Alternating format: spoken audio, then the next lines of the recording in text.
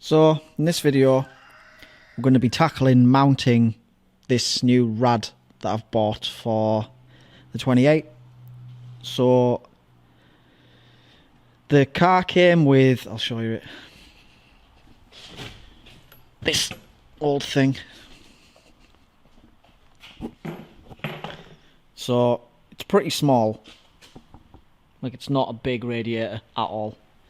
I'll tell you what I'll do, I'll take that off and we'll do a side-by-side comparison in 2 minutes.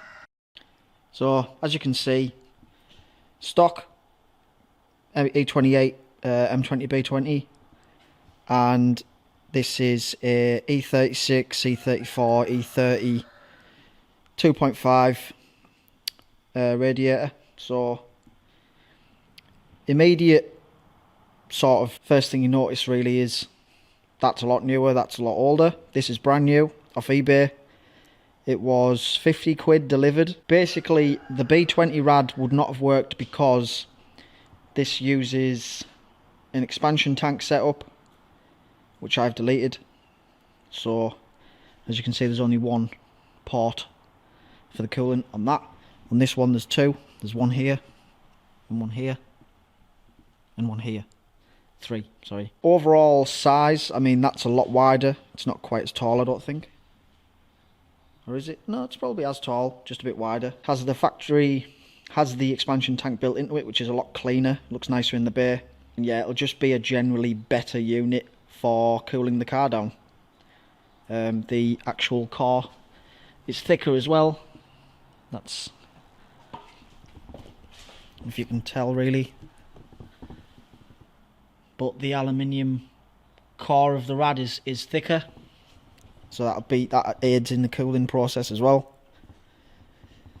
So today, obviously the mounting points are totally different for these. So this uses a sort of mount at the top, just one mount in the top that goes into the rad support, and then two little rubber feet. But that setup won't work with this radiator, so what we're going to have to do is, it's got these two, it's got one there and one there, mounting points for like sitting the rad on.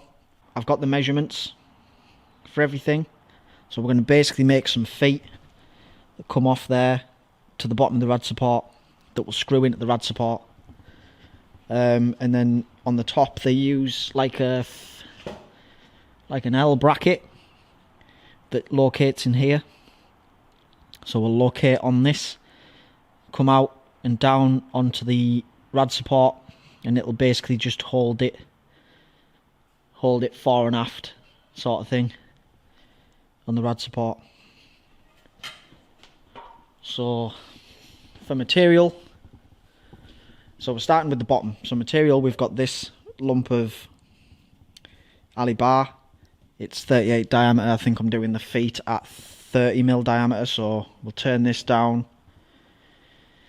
put thread on the end, put an M6 thread on the end, male M6 thread, and drill the top for the mounting to mount onto the feet on the bottom of the rad. and go from there really. So it should look pretty nice. I've just had this block of wood in there to space it up for to get my measurements for mounting it, and my measurements for like making the feet for the bottom. So yeah, let's start machining this bar down.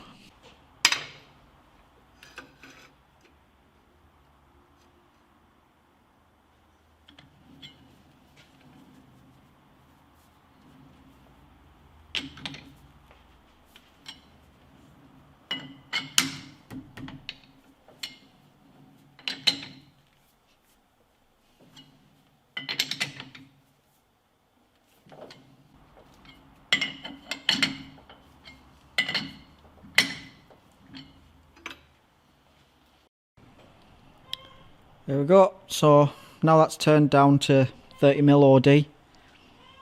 I'm gonna take it out the 4 jaw. I'm gonna have to put the 3 jaw in because the 30mm will actually go down the centre of the chuck, so I can get it right in the chuck.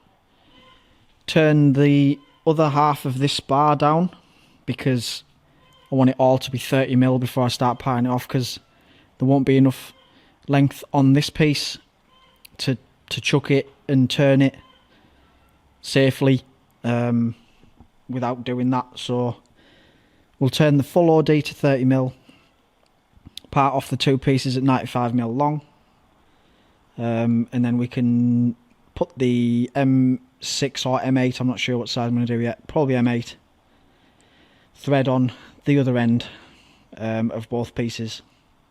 So we'll get this out, get the 3 jaw in the 4 jaw.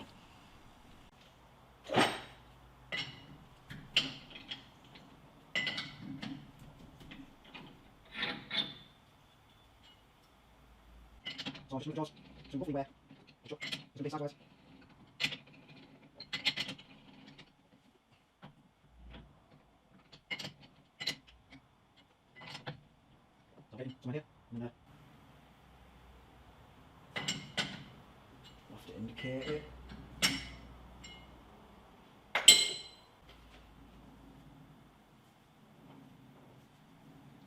About it.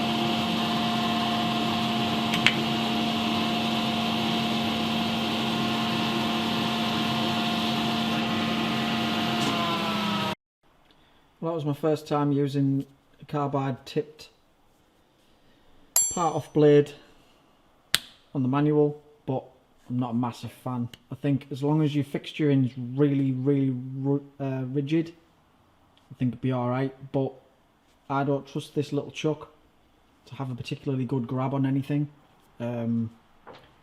It's quite hard to get a really good nip on something, so I mean it did it, but towards like the really bottom, towards like the end of the cut, it was really struggling to actually push into it to the point where I thought it was just going to grab, so I ended up just pulling it off at the end. But now they're both parted off, we can face them to length and put the shoulder on for the M8 male threaded part of the piece. So yeah, they're coming out nice. They're very light as well, nice. And I'm gonna add some detail to this as well. I'm gonna put like a recess in it so it just looks a bit nicer. So yeah.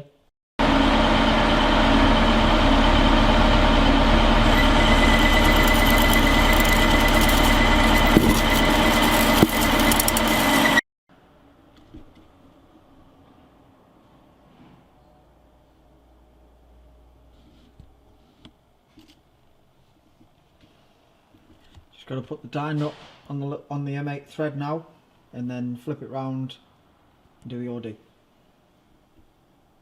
So I like using the face of the tailstock just to keep my die straight when I'm applying pressure.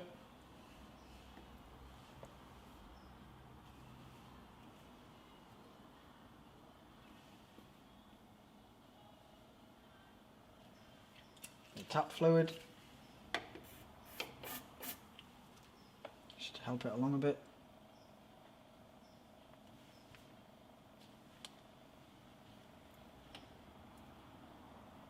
There we go.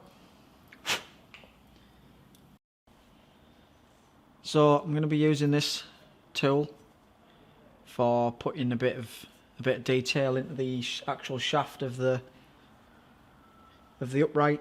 So it's a PDNR indexer tool, but as you can see, it's just a point, so it's ideal for doing like for grooves in things. So we'll rough it out with this, and then I'm going to go into the corners and put a nice little rad in the corners at either side, and then it should look pretty nice. I've got a nut on the threaded end and the tailstock in this end just to keep it centered and stop it from vibrating and stuff like that, but we'll shot this tool in and yeah, make this look a bit more pretty, shall we say.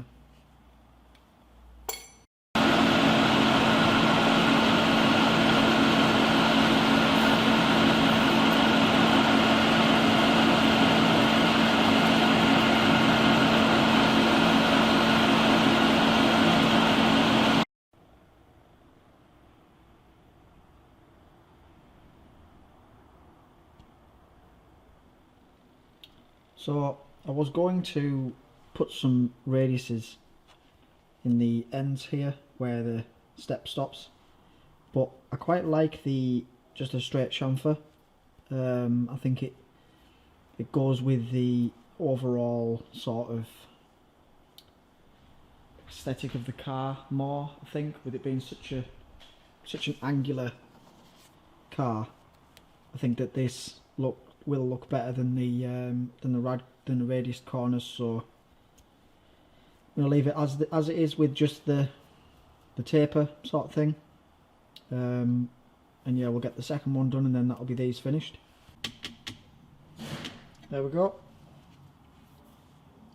Nice little radiator mounts for the bottom. So they came out quite nice. Ali's always fun to machine. And yeah, I'm happy I stayed with that, with the chamfer instead of a radius. So yeah, nice little project. Nothing too complicated, but just nice to be on the lathe, getting the use out of it. And yeah, now to make the top ones. There they are mounted. So the spacing, you can see this one there. The spacing's really wide. I was lucky that the radiator actually fit. But yeah, I could actually access the bottom of them through that little gap there. I don't know if you can see the ball, the nut on the end of the thread. Maybe it's in there.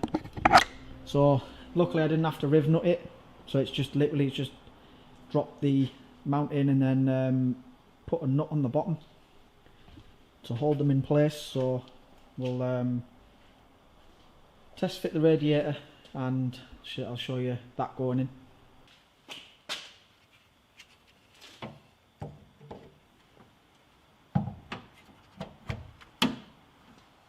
Lovely.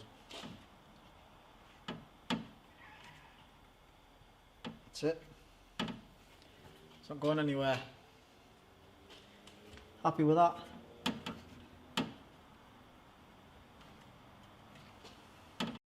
we go. So I've just put a clamp up the top just to stop it from falling down, but if you can see that, the mount there, both sides. So I'm happy with that. Sits where I wanted it to sit, high enough in the bay that hopefully I'll be able to bleed it okay.